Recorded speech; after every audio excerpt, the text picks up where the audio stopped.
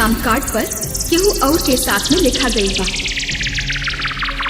कल हमार सगाई और कुछ दिन बाद हमार शादी।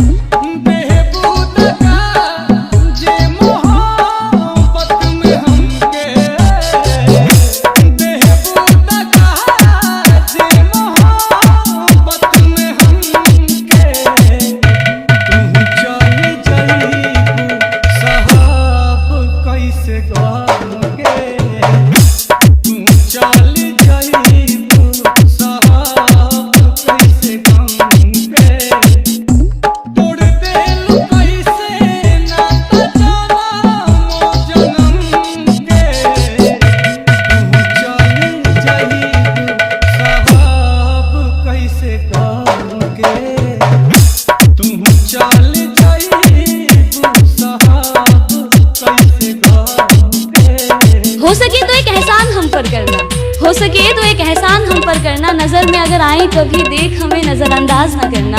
हम कोई दुश्मन तो नहीं, समझ लेना किसी अनजान को तुमसे मोहब्बत ही सही।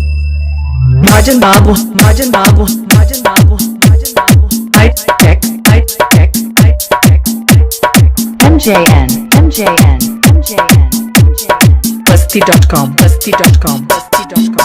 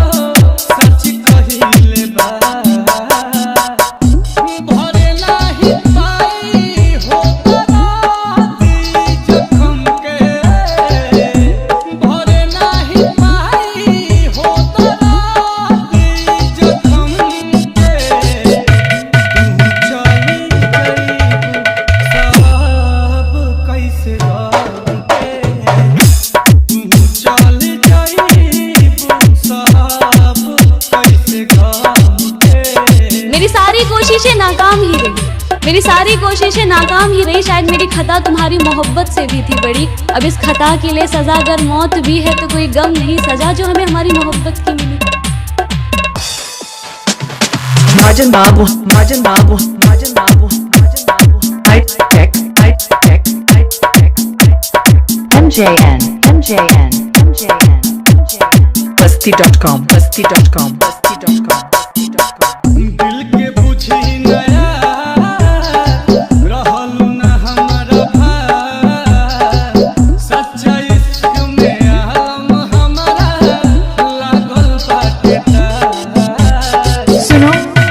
झूठ कहते हैं हम कि तुझे भुला दिया हमने। दिल के बुझी ना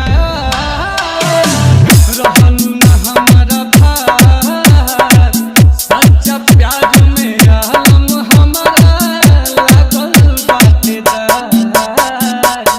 सहे नाही पाई नील काली सितम के, सह नाही पाई नील काली सितम के।